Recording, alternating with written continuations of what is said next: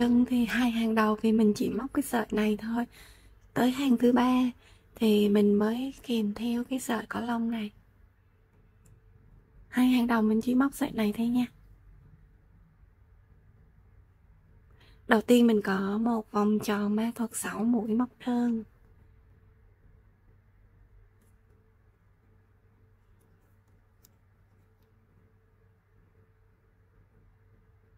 Hai hàng đầu tiên thì mình chỉ móc cái sợi này thôi, mình không có kèm theo cái sợi len này. Tới hàng thứ 3, bắt đầu hàng thứ 3 mình mới kèm theo cái sợi len này. Hàng thứ 3, để bắt đầu hàng thứ 3 mình đi lên một mũi xích và lật mặt lại.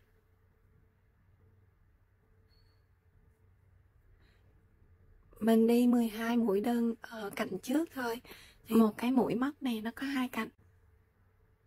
Cạnh trước và cạnh sau. Thì đối với hàng số 3 thì mình chỉ đi 12 cạnh trước này thôi. Hàng số 3 trở đi nhớ là mắc mặt bên này nha. Bắt đầu hàng số 3 thì mình bỏ thêm cái sợi len này vô.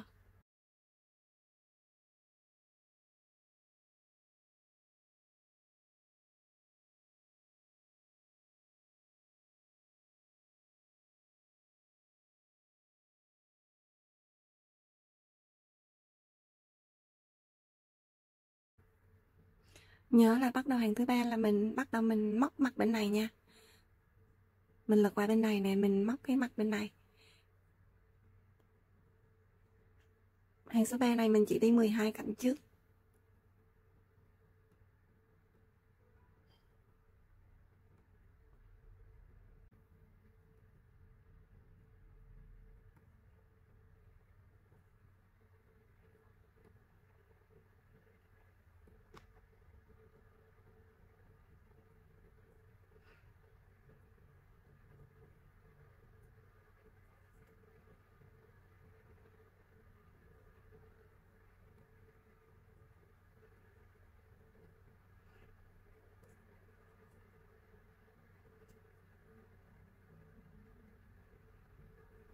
Để kết thúc hàng số 3 mình cũng đi một mũi chược nhỏ xíu vào mũi đầu tiên của hàng số 3.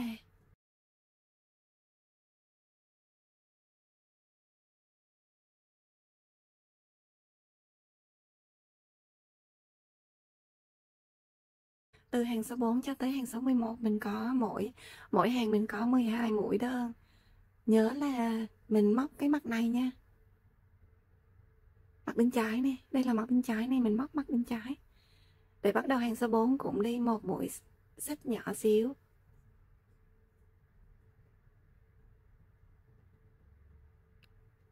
Mũi đầu tiên đâm kim vào đúng cái chân mà mình đi mũi chược. Móc một mũi đơn và các chân còn lại đều là mũi đơn.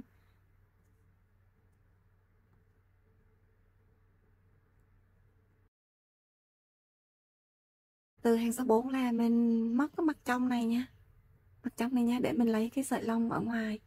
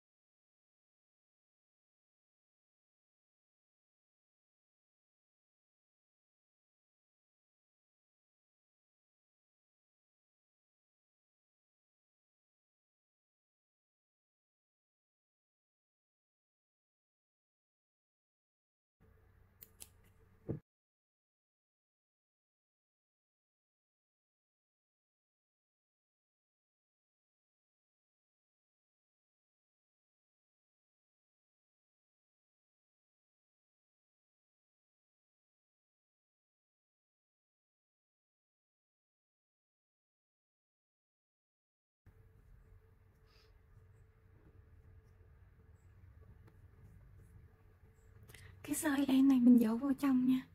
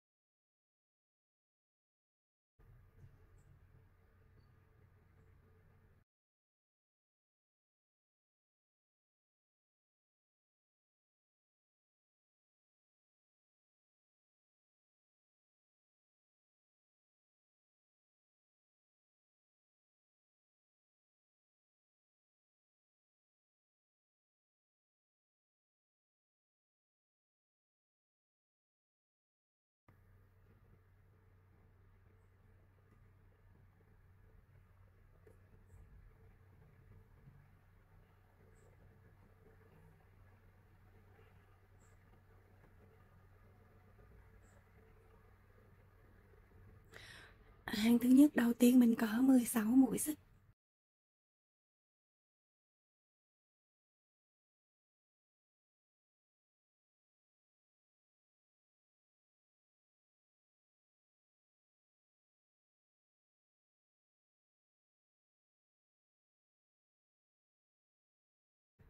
Một, hai, ba, bốn, năm, 16 mũi xích.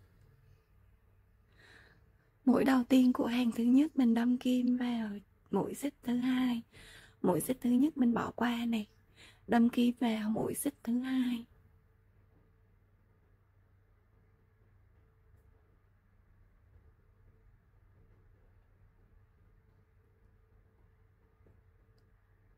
Mắc một mũi đơn, chân bên cạnh, mũi đơn thứ hai. Mình có 14 mũi đơn liên tiếp.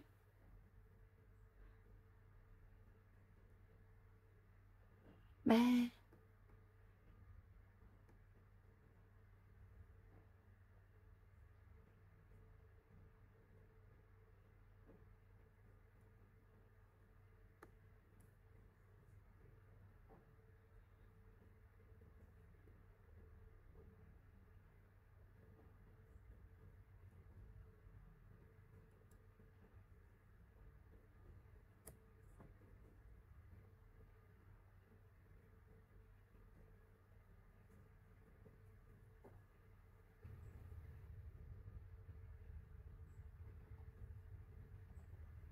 đây đã móc xong 14 mũi đơn.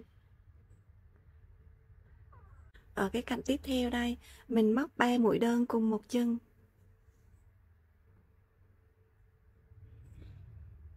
1, 2,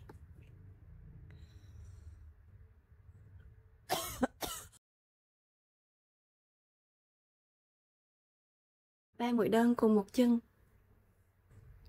Tiếp theo này, ở các cạnh đối diện nè, mình sẽ móc 13 mũi đơn và 1 mũi tăng ở các cạnh đối diện đây.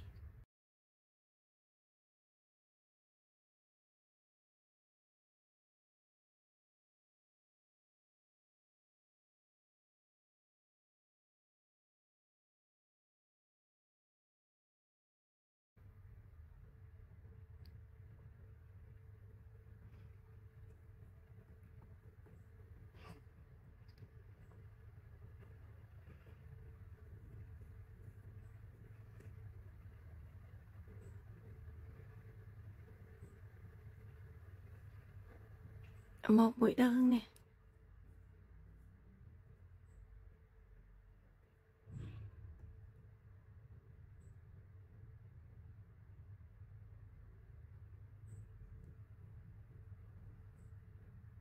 hai mũi đơn,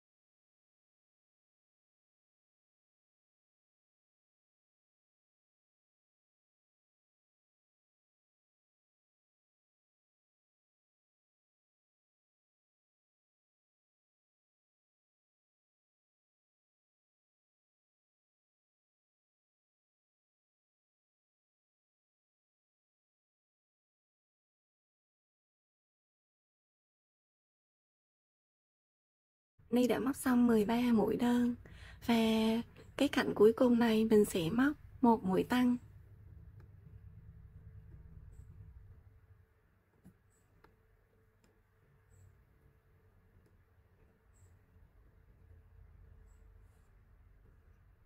Để kết thúc hàng thứ nhất, mình móc một mũi chược nhỏ xíu vào mũi đầu tiên của hàng.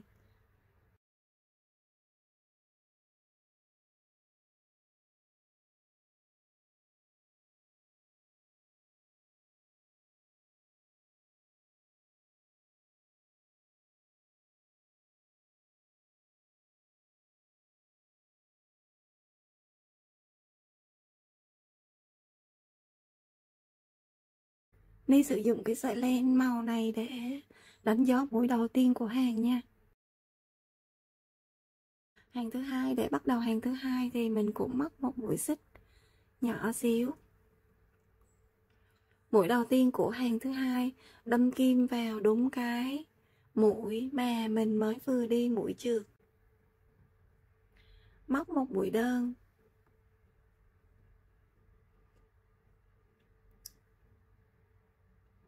Nên sử dụng cái sợi len màu khác màu để đánh dấu mũi đầu tiên của hàng nha.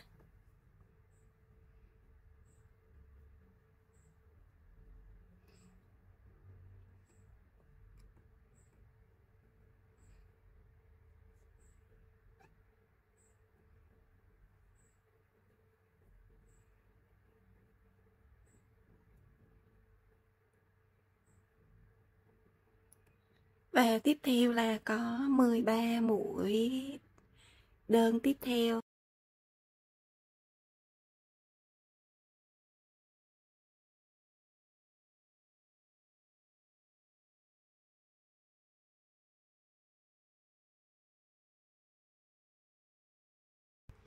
Đây đã móc xong 13 mũi đơn.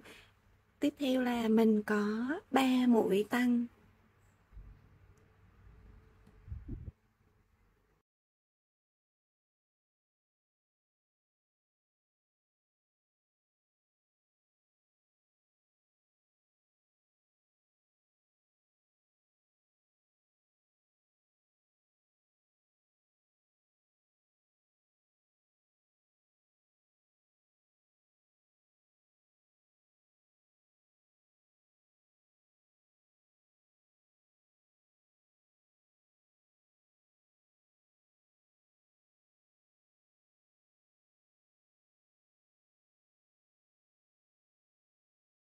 Tiếp theo là có 13 mũi đơn và 2 mũi tăng.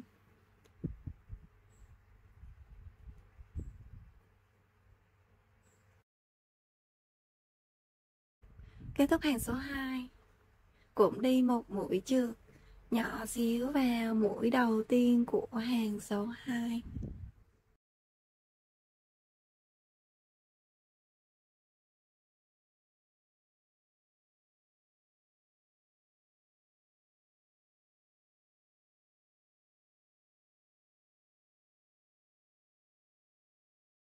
Để bắt đầu hàng số 3, móc một mũi xích nhỏ xíu.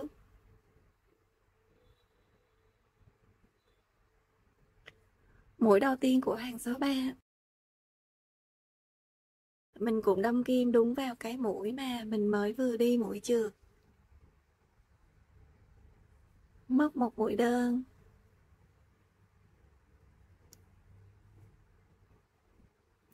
Chân bên cạnh một mũi tăng.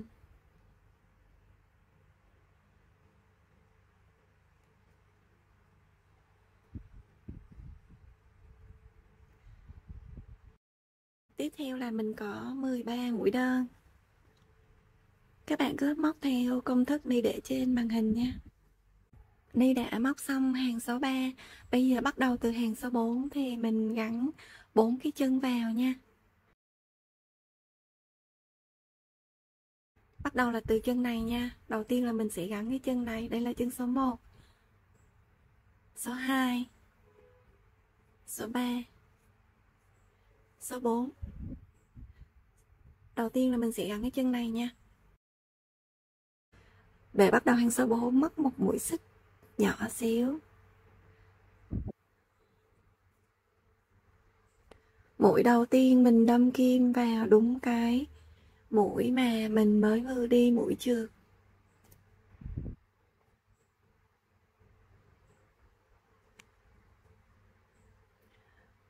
Móc một mũi đơn.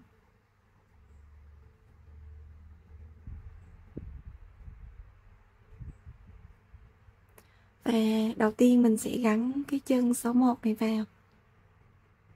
Cái chân là chân phía trước nha. Chân này. Chân này nha. Chân số 1 đây. Đầu tiên mình sẽ móc 4 cái mũi móc ở cái chân vào cơ thể. Mình sẽ móc 4 mũi móc ở đây nha. Ở phía trước nè. Ở đây nha.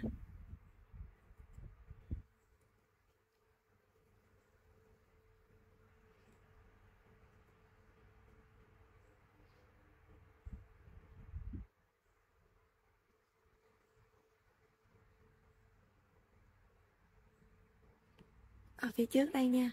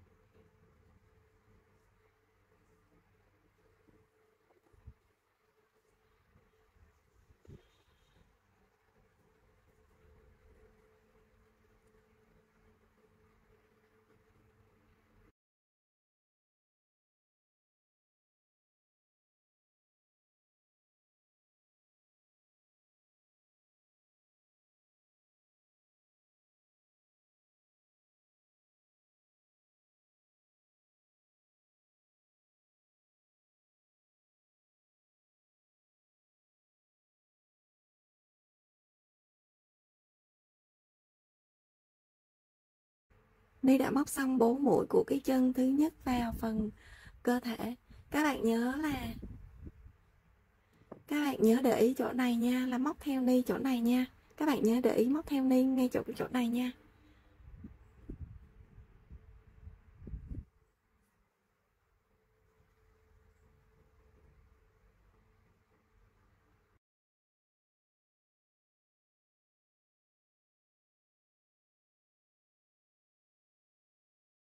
Tiếp theo là mình có 8 mũi đơn ở phần bụng.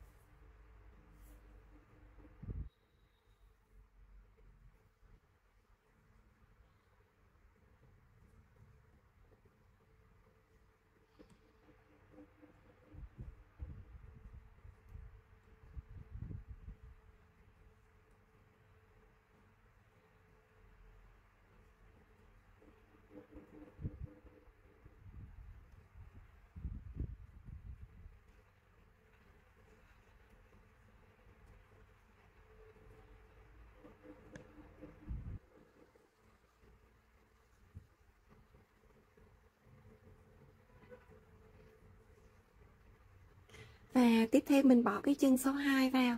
Cái chân số 2 là một chân phía sau nha.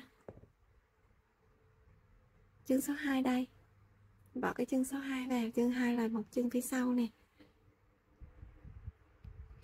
Mình sẽ móc 5 mũi ở trên cái chân số 2 này. Chú ý chỗ các bạn chú ý ngay chỗ ráp chân nha.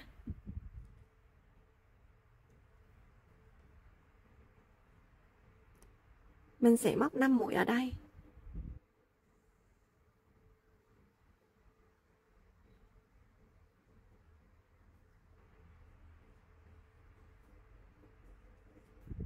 Các bạn để ý ngay chỗ này nha.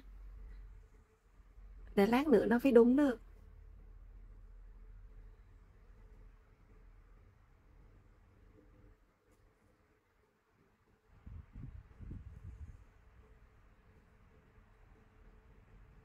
một nè,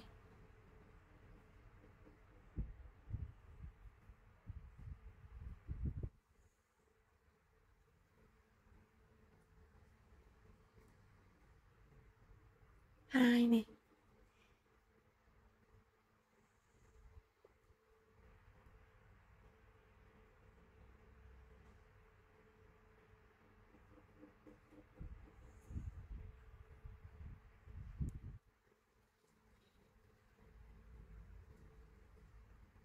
ba nè,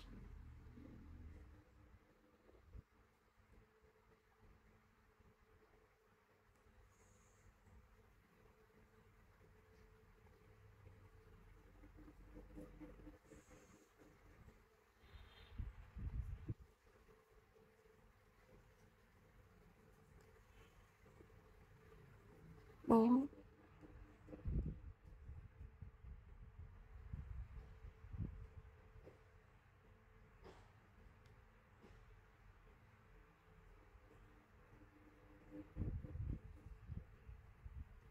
năm.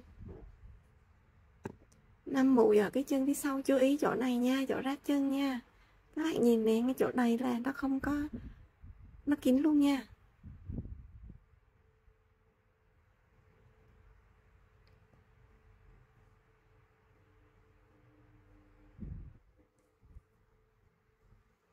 Tiếp theo là có 6 mũi đơn ở phần bụng.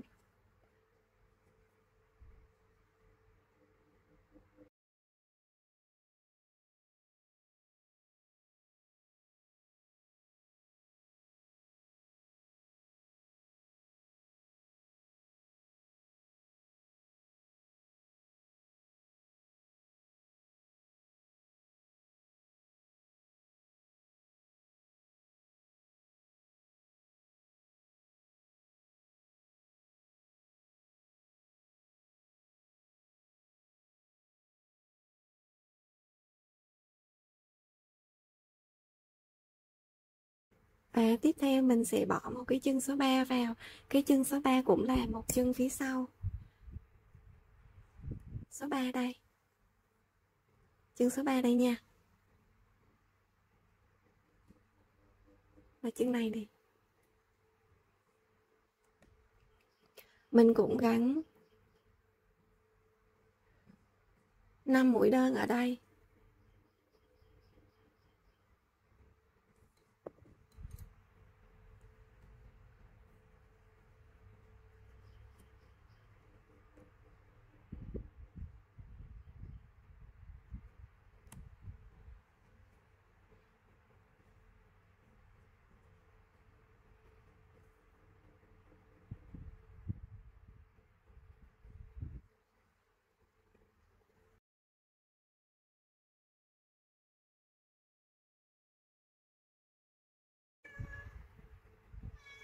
Ơi.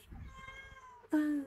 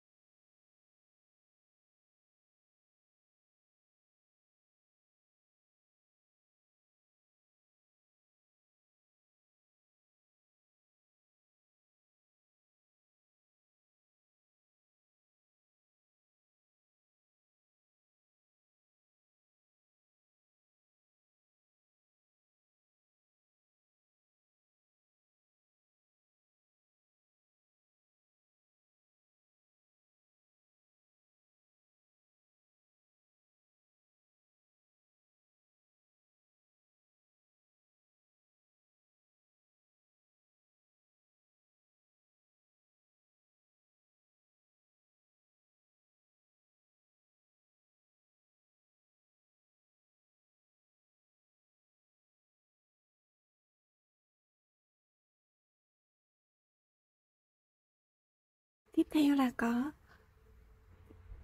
7 mũi đơn ở phần bụng.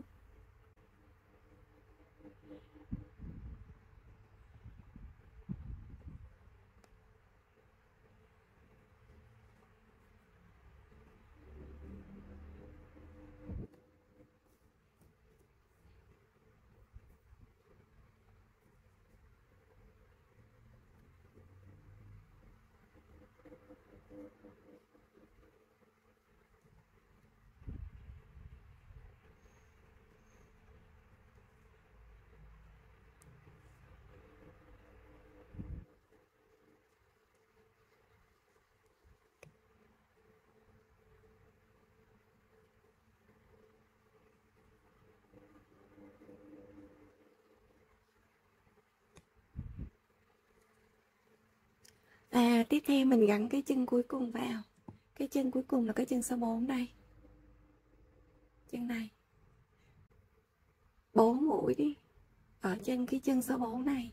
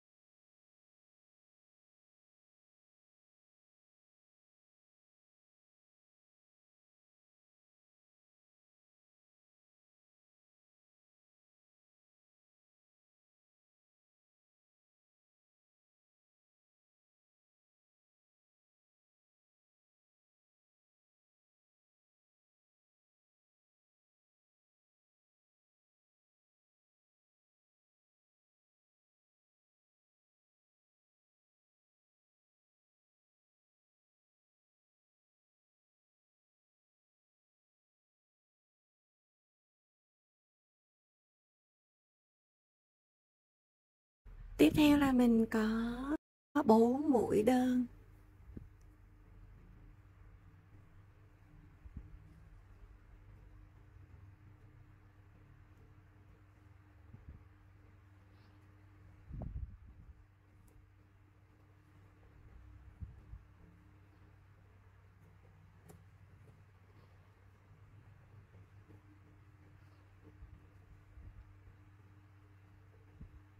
Để kết thúc hàng thứ tư, mình cũng móc một mũi chược nhỏ xíu vào mũi đầu tiên của hàng thứ tư.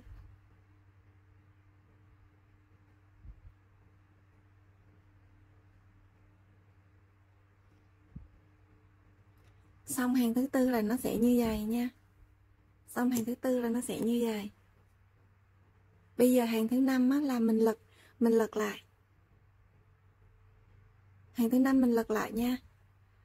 Mình lật lại nè. Hàng thứ tư nó như vậy. Bây giờ hàng thứ năm là mình lật ngược nó lại.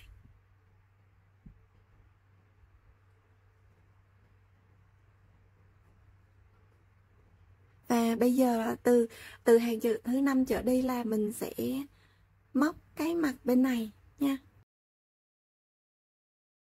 Để bắt đầu hàng số 5 mình cũng móc một mũi xích nhỏ xíu.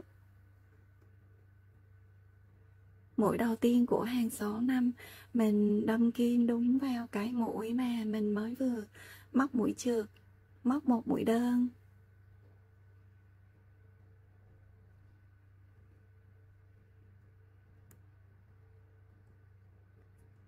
Ở các mũi móc còn lại, ở các mũi còn lại ở cái chân số 1 này vẫn còn 8 mũi. mình móc 8 mũi móc. Mình móc 8 mũi móc đơn ở cái chân số 1 này.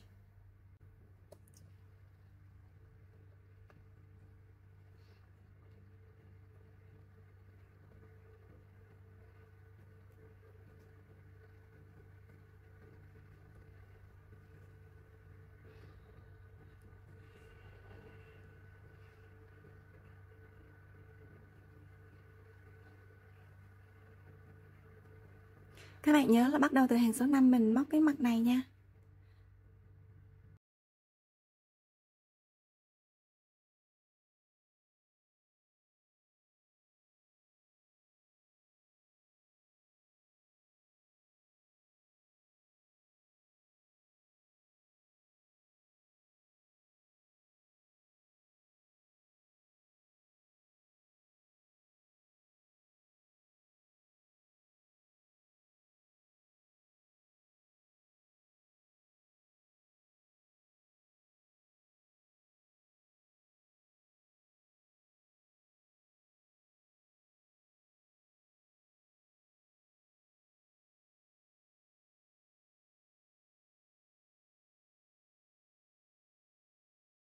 Tiếp theo là mình có 8 mũi đơn ở phần bụng này.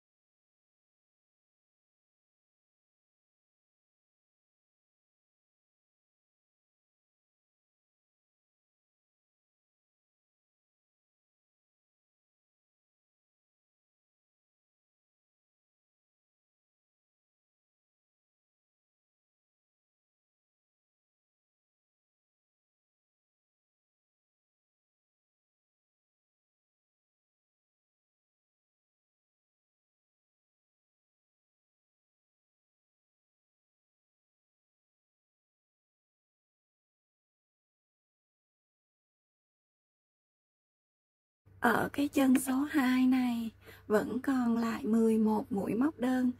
11 mũi bây giờ mình móc 11 mũi móc đơn ở các mũi còn lại ở cái chân số 2 này.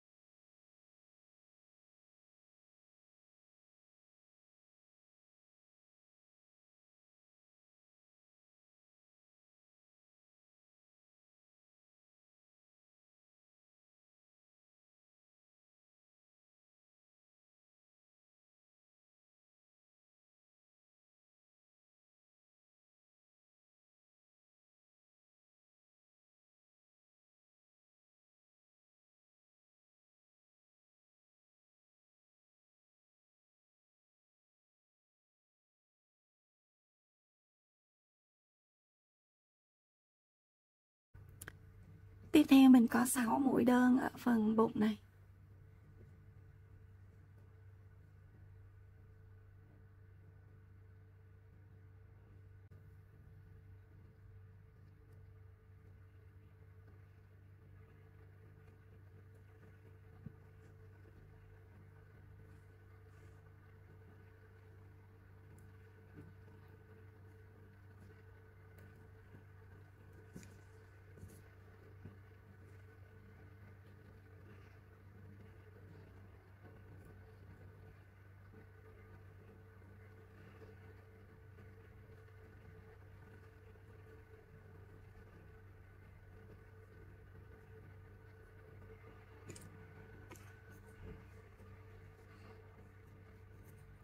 Ở cái chân số 3 này mình cũng còn 11 mũi ở đây. Bây giờ mình móc 11 mũi móc đơn ở các mũi còn lại ở cái chân số 3 này.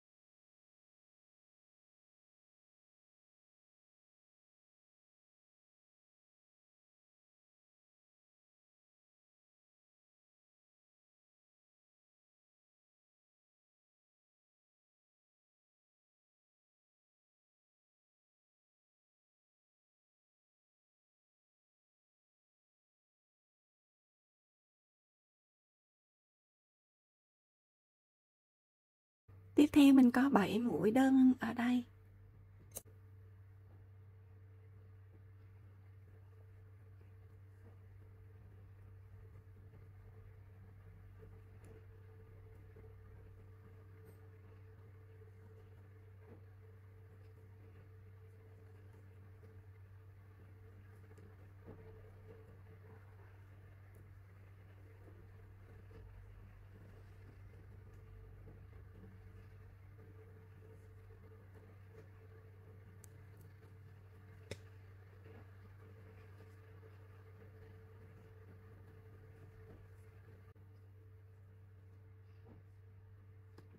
Ở cái chân số 4 này mình vẫn còn 8 mũi.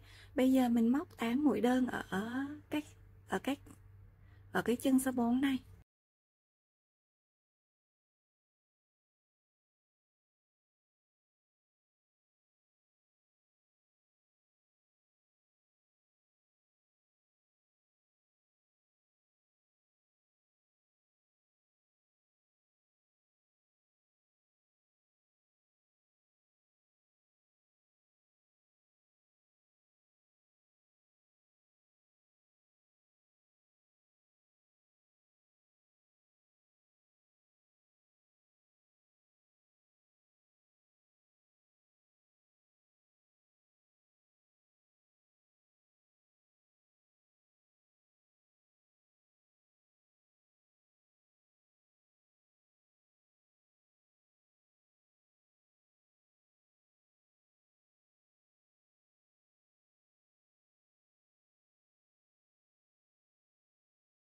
Và mình móc 4 mũi đơn còn lại ở phần ngực này.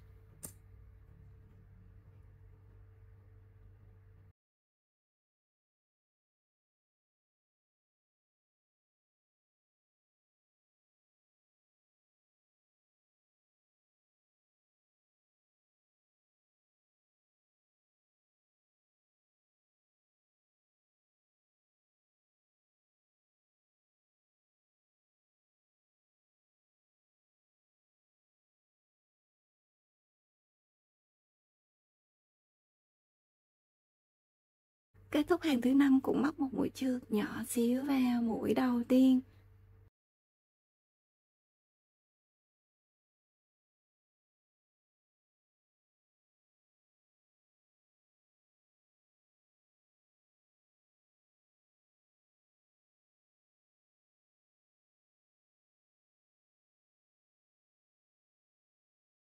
Hàng số 6, số 7, số 8 mỗi hàng có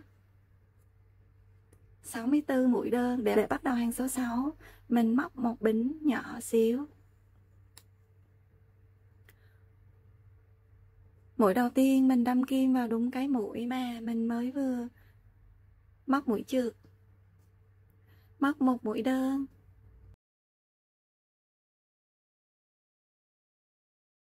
Và tất cả các mũi còn lại đều là mũi đơn. Các bạn nhớ là bắt đầu từ là mình móc theo hướng này nha, móc theo hướng này trở đi nè. Các bạn nhớ là mình móc theo hướng này trở đi nha. Mình móc từ hướng này nha. Và móc các mũi móc ở phía ngoài này, cắt theo các mũi móc thôi. Các bạn cứ làm theo công thức đi để trên màn hình nha.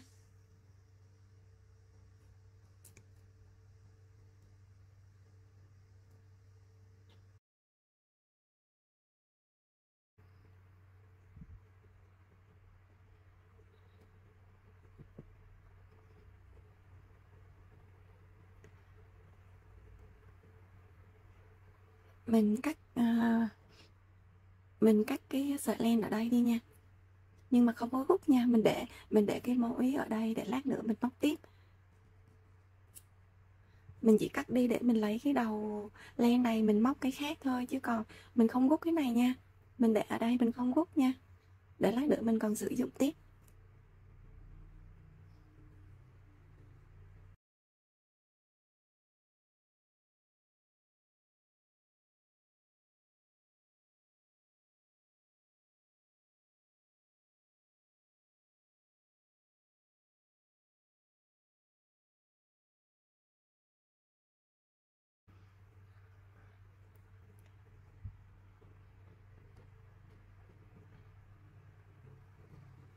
Đây là mũi thứ nhất nè.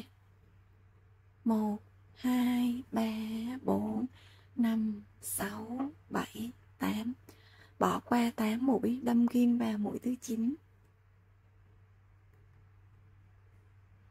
Bỏ qua 8 mũi, đâm kim vào mũi thứ 9 nha.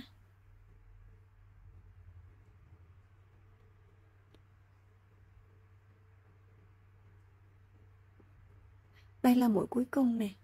Bây giờ mình đếm ngược lại nha. 1, 2, 3, 4, 5. Bỏ qua 5 mũi, đâm kim vào mũi thứ 6. Chỗ này là bỏ qua 5 mũi, đâm kim vào mũi thứ 6.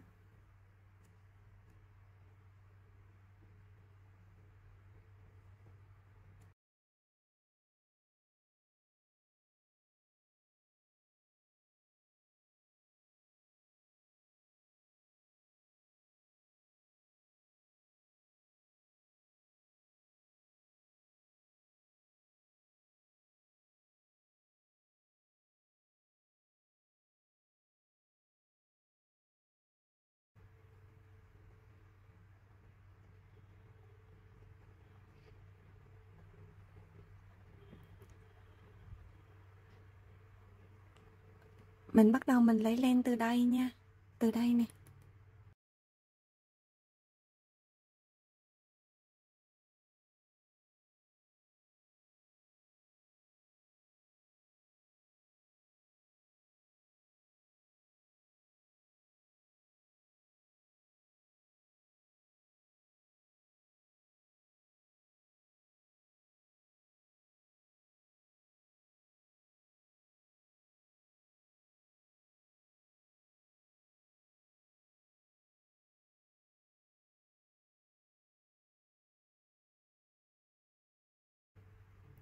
Bây giờ mình gầy lên 9 mũi xích. 1, 2, 3, 4, 5, 6, 7, 8, 9. 9 mũi xích. Đâm kim vào đúng cái điểm mà mình làm dấu.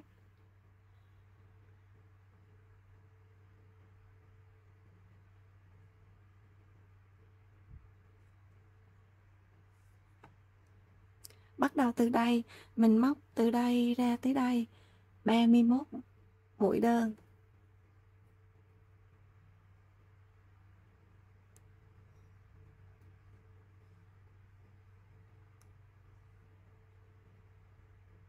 Một nè.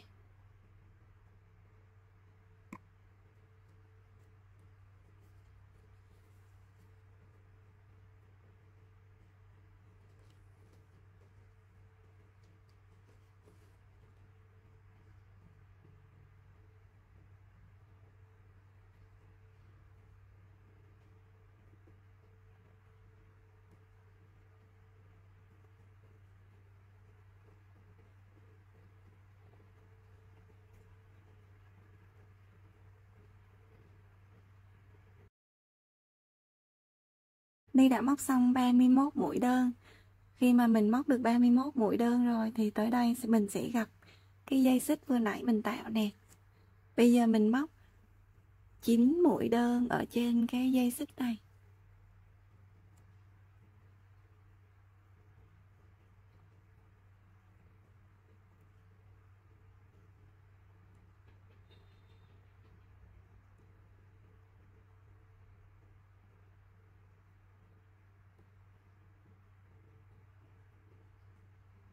Vừa nãy sợi dây xích có cái sợi dây ngắn ngắn nè.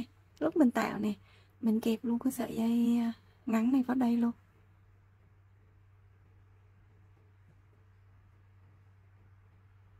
Một,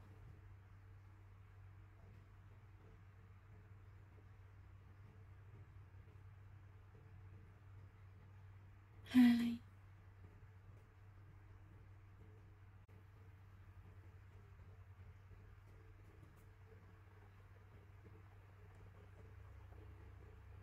ba,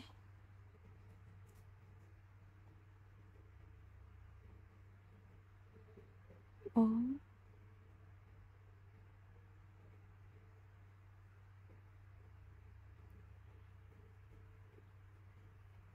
5,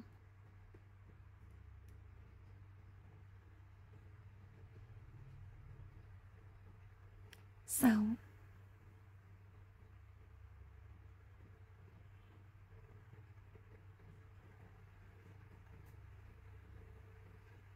7,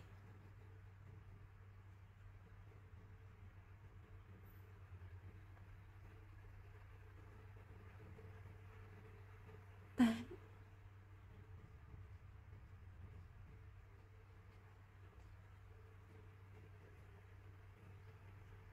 9.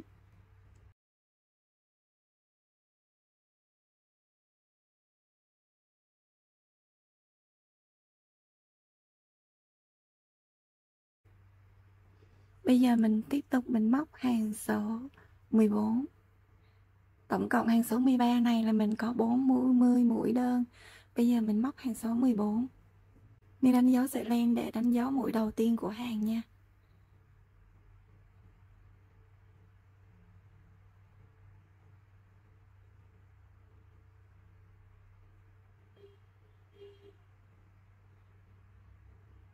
Hàng số 14 mình có một cụm 3 mũi đơn và một mũi giảm lặp lại 8 lần.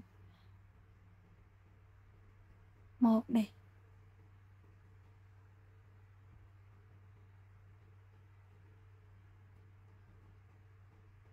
2 này,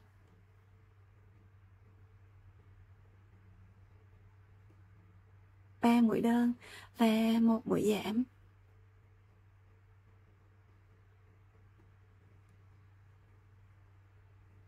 3 đơn một giảm này được lặp lại 8 lần. Ni đã có một lần rồi và Ni sẽ lặp lại 7 lần nữa. Các bạn cứ móc vòng quanh theo đây này nha. Ni đã móc xong 3 đơn một giảm lặp lại 8 lần. Và bây giờ là mình tiếp tục bên hàng số 15. Hàng số 15 mình có một cụm 2 đơn một giảm cũng lặp lại 8 lần. Mình cứ móc theo chiều này nha.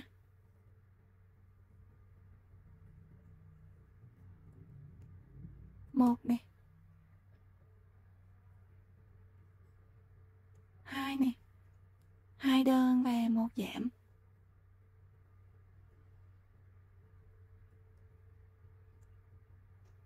2 đơn một giảm này được lặp lại 8 lần.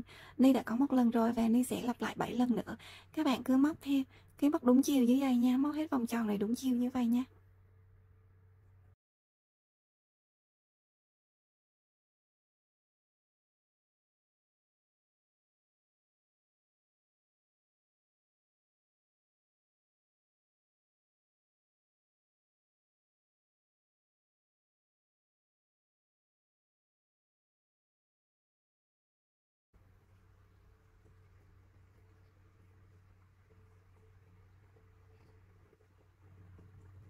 Tiếp tục hàng số 16 là có cụm một đơn một giảm lặp lại 8 lần.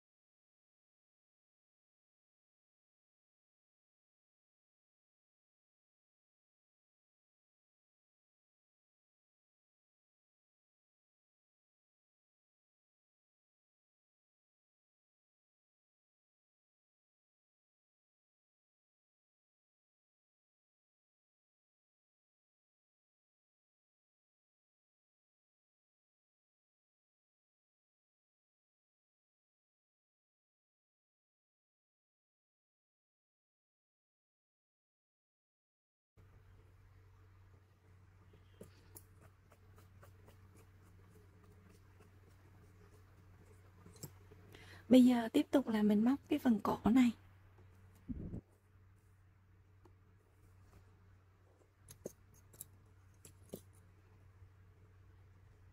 Cái đầu len mà vừa nãy mình chừa lại nè, bây giờ mình lấy cái đầu len này mình móc.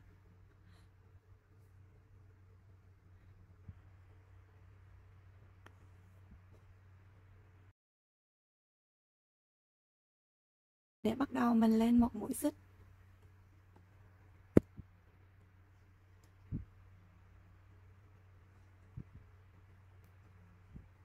Mình móc mặt bên này nha. Đầu tiên là mình có 5 mũi móc đơn ở đây, từ đây tới đây mình có 5 mũi móc đơn này.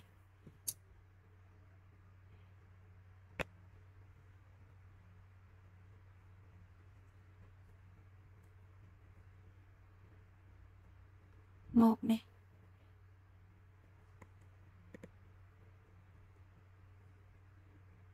hai,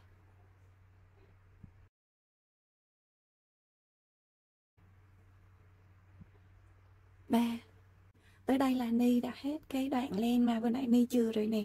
Bây giờ Ni lấy cái sợi len trong cuộn len á, Ni móc tiếp nha. Cái này mình được 3 mũi rồi nè.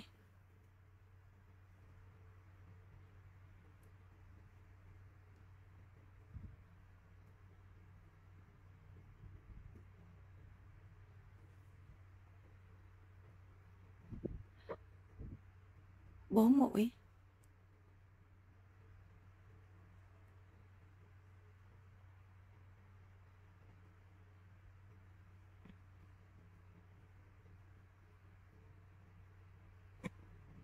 Năm mũi. Ni đã móc xong 5 mũi móc đơn.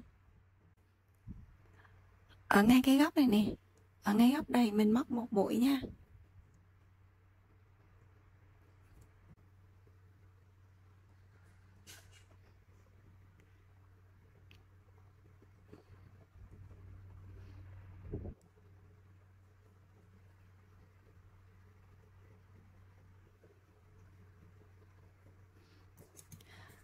Ở đây là mình gặp cái dây xích mà vừa nãy mình tạo nè, 9 mũi xích ở đây nè. Bây giờ mình móc 9 mũi móc đơn ở đây, từ đây ra đây 9 mũi móc đơn.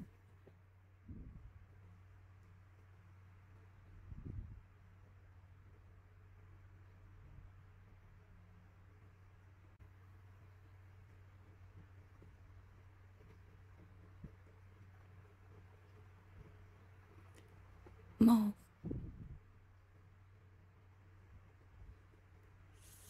hai,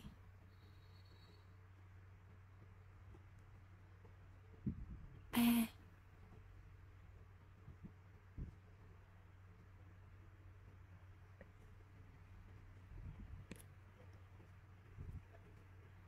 bốn, năm,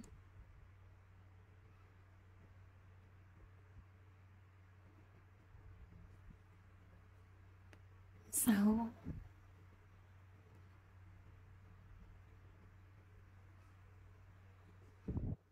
bảy,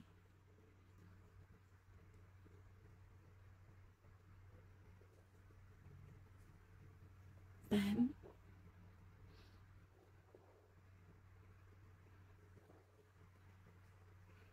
9.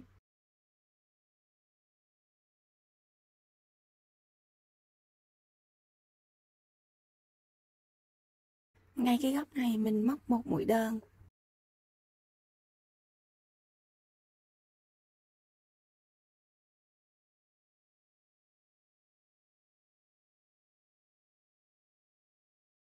Từ đây ra đây mình móc 9 mũi đơn.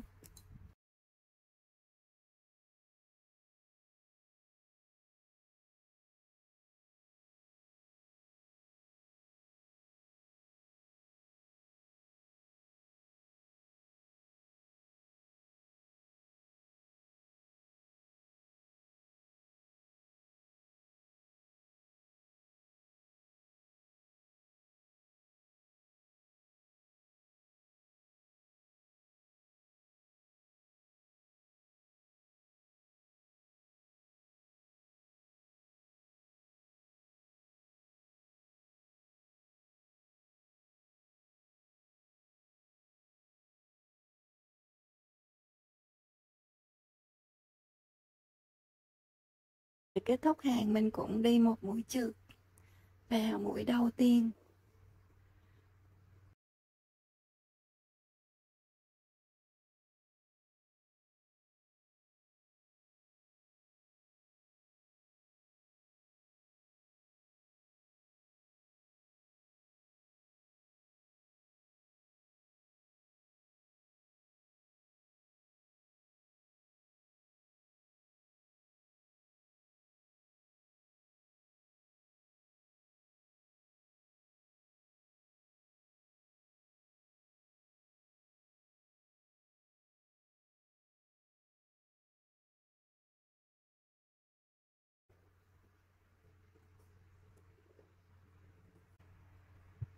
Mình cắt một đoạn dây dài dài để lát nữa mình khâu vào cái phần cổ nha.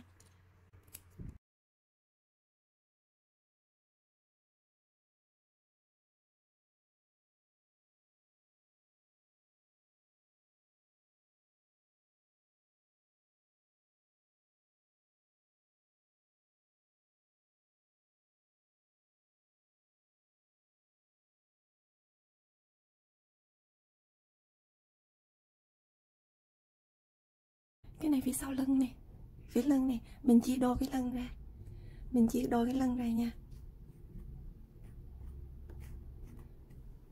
mình chia đôi cái lưng ra nè.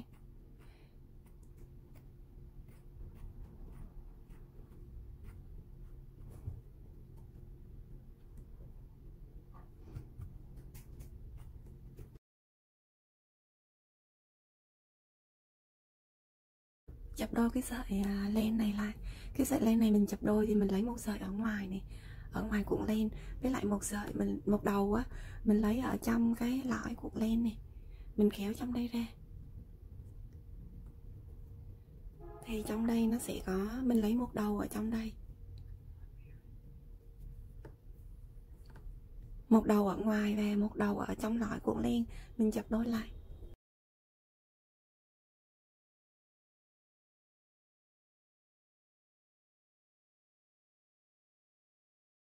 Mình móc một đường dài từ đây tới đây, ở giữa cái lưng nha, mình móc một đường ở giữa cái lưng từ đây tới đây.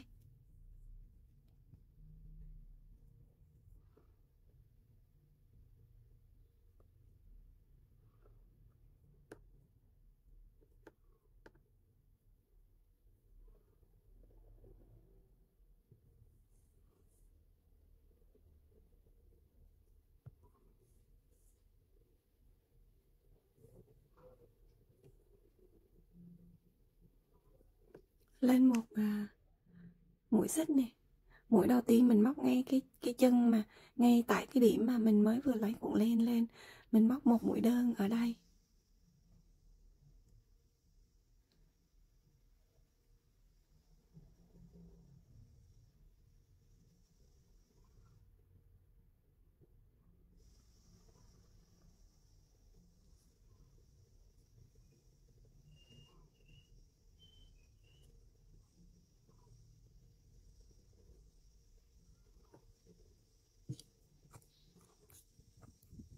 Mình móc dọc tới đây nha.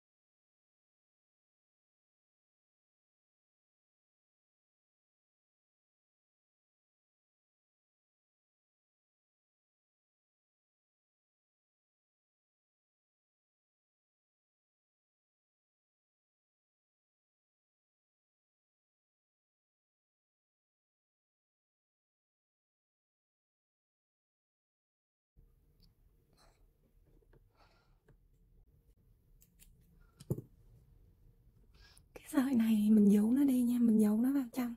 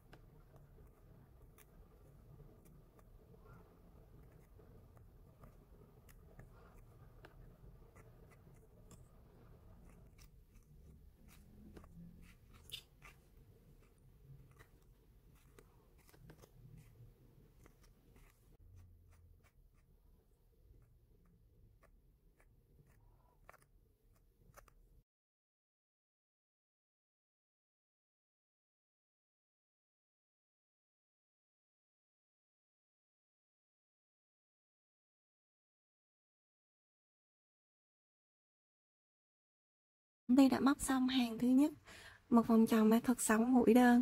Hàng thứ hai mình có một cụm một đơn và một tăng lặp lại 3 lần. Mình móc, mình đưa cái mặt sợi có lông này ra phía sau nha.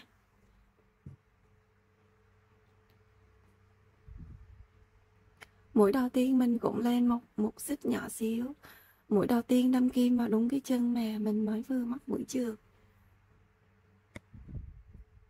Móc một mũi đơn.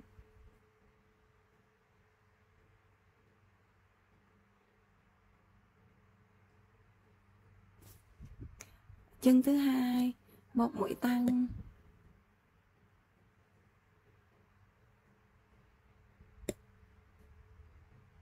Ni có một đơn và một tăng được lặp lại 3 lần. Ni đã có một lần rồi và Ni sẽ lặp lại lần thứ hai.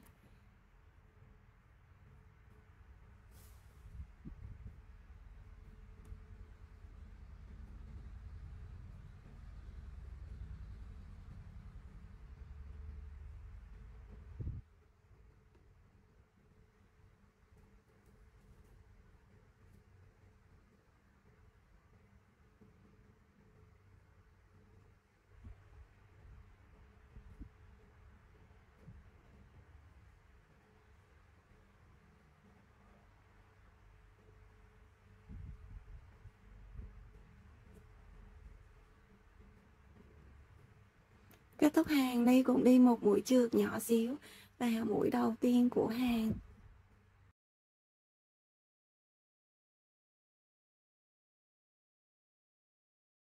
Từ các bạn cứ móc, mình đưa cái mặt có lông này ra ngoài nha. Mình bắt theo chiều này và mình đưa cái mặt có lông ra ngoài.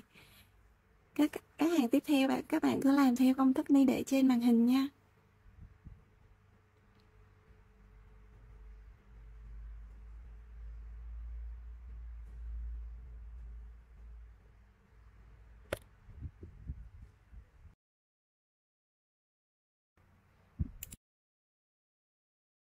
Mình nhồi một ít bông thôi nha. Mình nhồi một ít bông thôi nha, cho nó hơi tròn tròn thôi.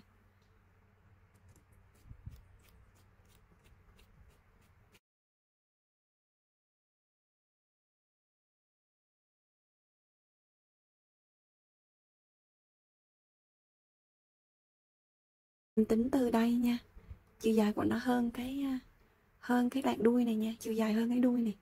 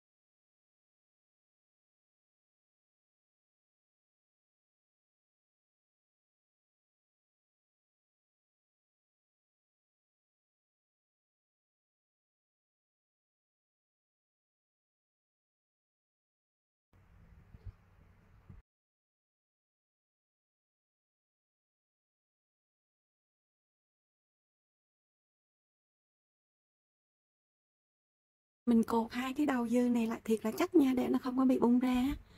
Xong bây giờ mình gắn cái đuôi vào.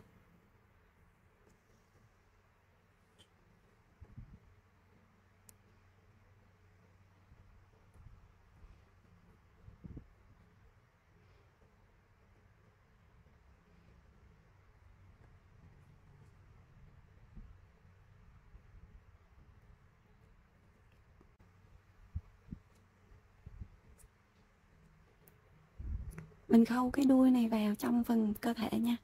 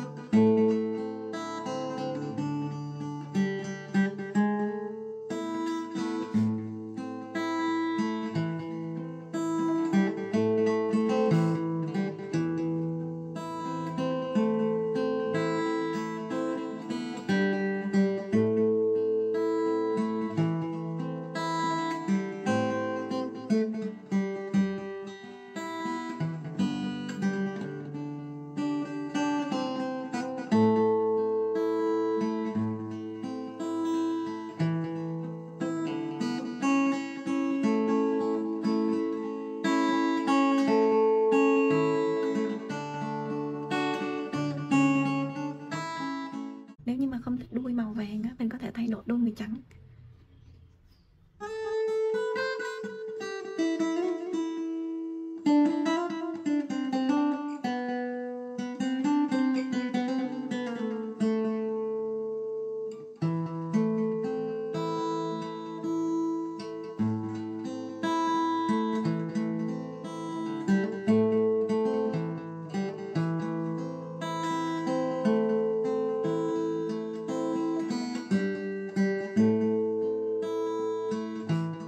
Mình cần có một mảnh len để mình đẩy lên cái cổ này.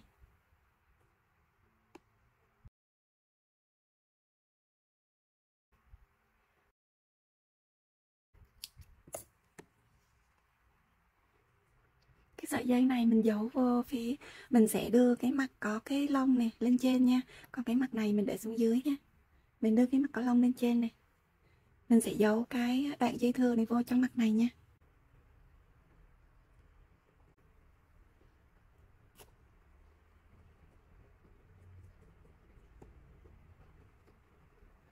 Mình sẽ đưa cái mặt có lông này lên trên.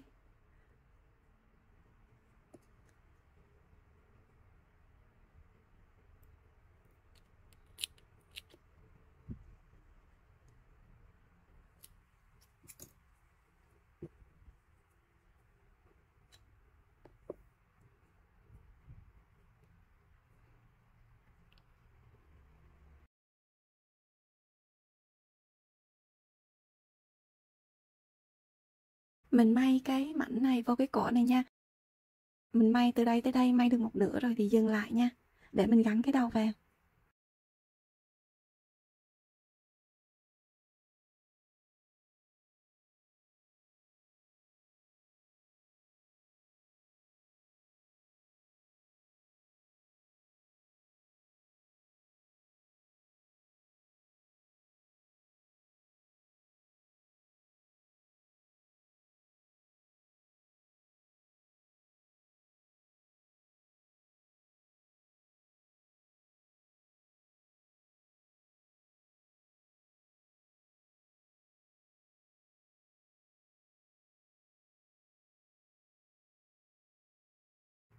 May một nửa tới đây rồi dừng lại nha.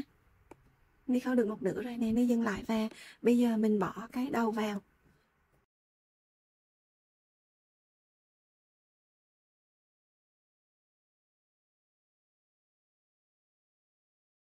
Đây là điểm trung tâm của vòng tròn ma thuật nè.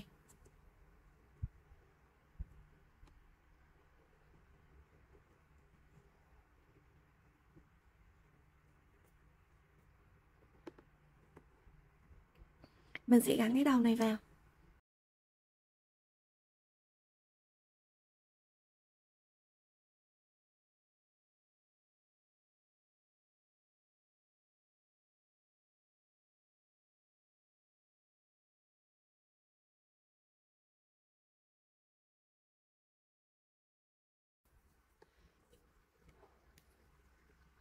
Hai cm.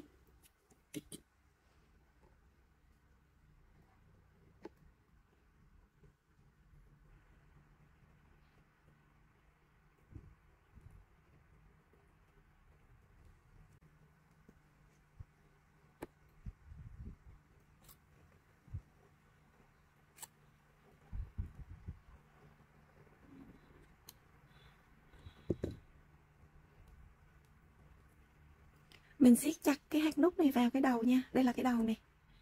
Mình siết chặt cái hạt nút này vào cái đầu nha.